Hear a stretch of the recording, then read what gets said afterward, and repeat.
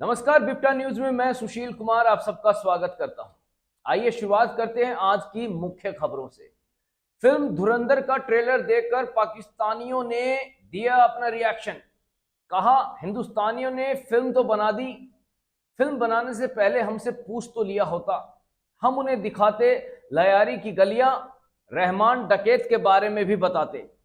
Film 5 दिसंबर को release होने वाली है। गौरव खन्ना ने बिग बॉस 19 का पहला फिनाले टिकट जीत लिया है। वे इस सीजन के आखिरी कप्तान भी रहे। फिनाले 7 दिसंबर को होगा। दूसरे सम्मन के बाद पॉपुलर इन्फ्लुएंसर औरी एंटी नार्कोटिक्स दफ्तर में पहुंचे। इससे पहले सिद्धांत कपूर से भी ऑफिसरों ने पूछे हैं 11 सवाल। काशी में एक्ट्रेस कीर्ति सेनन और एक्टर धनुष ने अपनी आने वाली फिल्म तेरे इश्क में का ट्रेलर लॉन्च किया। इस मौके पर एक्ट्रेस ने काशी में बोटिंग भी की। Actress Shilpa Shetty Mumbai high court पहुंची। मामला पर्सनालिटी राइट्स का है। बिना इजाजत के तस्वीरें इस्तेमाल करने और मोफर्ड फोटोज को सर्कुलेट करने पर रोक लगाने की उन्होंने मांग की। Comedian actor anchor Kapil Sharma ने कनाडा स्थित उनके कैफे पर हुई फायरिंग को लेकर अपनी चुप्पी तोड़ी।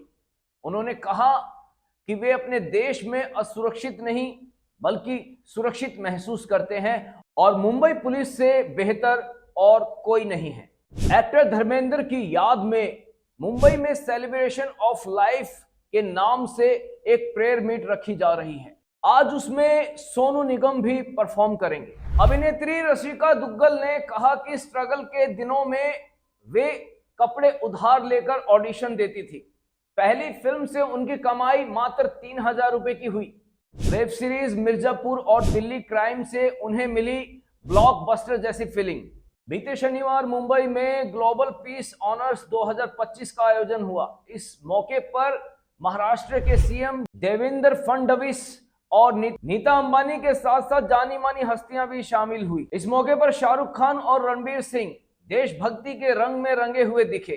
सिंगर शंकर महादेवन ने भी दी अपनी एक धमाकेदार परफॉर्मेंस। हरियाणा के कुरुक्षेत्र में अंतर्राष्ट्रीय गीता महोत्सव चल रहा है। बीते दिनों इस मौके पर एक्ट्रेस पद्मनी कोल्हापुरी वहां पहुंची।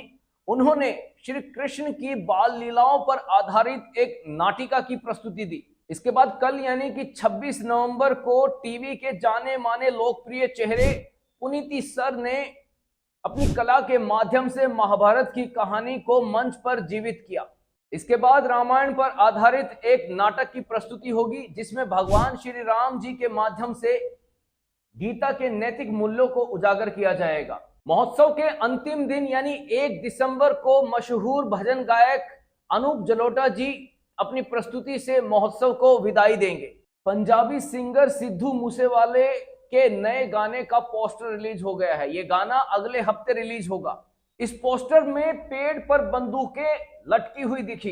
पिता बोले कि मूसेवाला के संगीत को जिंदा रखेंगे। 23 साल रिलेशनशिप में रहने के बाद वृंदावन में टीवी इंडस्ट्री के मशहूर कपल संदीप बसवाना और अलेशा ने शादी की। हाल ही में सलीम खान ने अपना 90वां जन्मदिन मनाया। उन्हें इस मौके पर याद करते हुए मशहूर डायरेक्टर रमेश शिप्पी ने उनसे जुड़ा हुआ एक किस्सा साझा किया।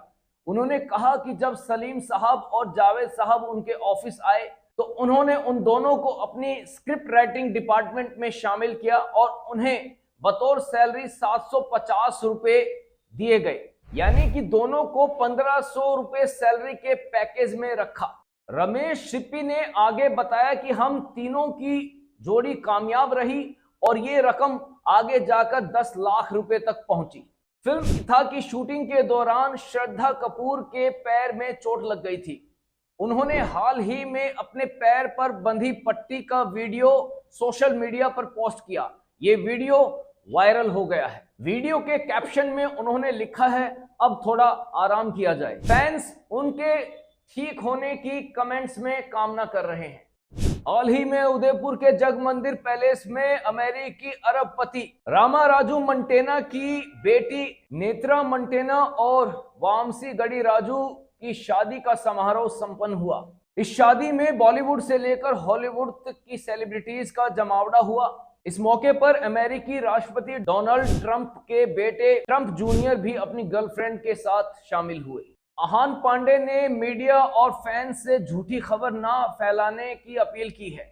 उन्होंने कहा कि फिल्म सायारा की एक्ट्रेस के साथ अपने रिलेशनशिप को लेकर उन्होंने कहा कि अनीत पड्ढा उनकी गर्लफ्रेंड नहीं है, वे मेरी अच्छी दोस्त हैं और आगे भी भविष्य में मैं उनके साथ फिल्म करना चाहूंगा। बॉलीवुड के मशहूर विलेन मुकेश ऋषि ने कहा कि मैं हर सुपरस्टार का, हर हीरो का विलन रहा हूं, लेकिन ये जर्नी आसान नहीं थी।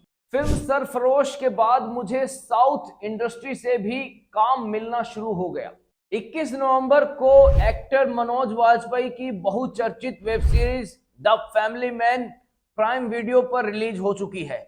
इस फिल्म में मनोज वाजपेयी कई चुनौतियों का सामना करते हुए नजर आ रहे हैं। इस बार इस सीरीज में मनोज वाजपेयी को 2 मुख्य विलेंस का सामना करना है। इस सीजन में निमृत कौर और जयदीप अहलावत की एंट्री हुई है। इनका अभिनय दर्शकों को आकर्षित कर रहा है। 20 नवंबर से गोवा में IFFI international film festival of India का आयोजन हो रहा है। इस फेस्टिवल में अनुपम खेर की 4 फिल्मों की स्क्रीनिंग होगी, जिसमें Tanvi the great, calorie, the Bengal file और 1942 अ लव स्टोरी शामिल है। हाई कोर्ट ने फिल्म 120 बहादुर की रोक लगाने वाली याचिका को खारिज कर दिया है। अब फिल्म पैन इंडिया पर रिलीज होगी। दरअसल इस अपील में अहीर समाज ने फिल्म का नाम बदलकर 120 वीर अहीर रखने की मांग की थी। हाल ही में इस मामले में गुरुग्राम में एक महापंचायत भी हुई, जिसमें अहीर समाज मुख्य रूप से शामिल रहे। फरहान अख्तर की फिल्म 120 बहादुर से यादव समाज भी नाराज है। यादव समाज ने फरहान अख्तर को एक कानूनी नोटिस भी भेजा है। उन्होंने कहा कि 18 नवंबर 1962 में चीन और भारत के युद्ध के दौरान 13 कुमाऊं रेजिमेंट की चार्ली कंपनी के 120 सैनिकों ने हजारों चीनी सैनिकों से लड़ते हुए देश की सीमा की रक्षा की। इस युद्ध में 120 में से 114 जवान शहीद हो गए। यादव समाज ने कहा कि इस जंग में 95% से अधिक यादव समाज का योगदान रहा है। फिल्म में यादव समाज के योगदान को कम दिखाया गया है। देश और बॉलीवुड से जुड़ी हुई ऐसी ही मुख्य खबरों को देखते रहने के लिए आप हमारे चैनल BBI FTA न्यूज को सब्सक्राइब करें, लाइक करें और शेयर करें। धन्यवाद।